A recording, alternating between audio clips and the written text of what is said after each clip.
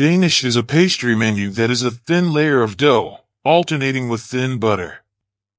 The highlight is the lightness, juicy butter. It can be topped with icing or stuffed with jam, fruit, nuts, or cream.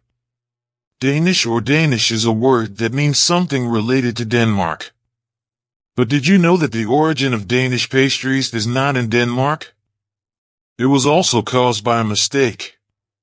It is said that Danish pastries were invented by Claudius Gelée, a French apprentice baker who forgot to put butter in the dough. So he tried to fix it by folding butter into the dough to cover up his mistake. At first, he thought that he would definitely be scolded for being sloppy. But it turned out that trying to cover up his mistake resulted in a pastry that was light and crispy.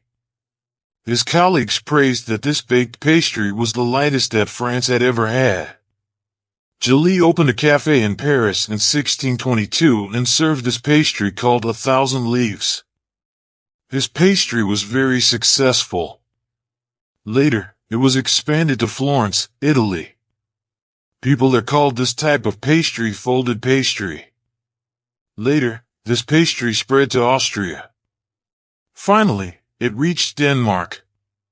In 1850, Danish bakers went on strike. The shopkeepers could not find a baker, so they hired an Austrian baker instead. The Austrian bakers brought their own recipes, one of which was the Danish pastry. The Danish pastry became very popular and people loved it very much. The Danish pastry was developed with new fillings and shapes to suit the taste of the customers. No matter how the recipe was changed, the Danes still believed that this pastry originated from Austria. In Denmark, Danish pastries are called wienerbrød, which means Vienna bread.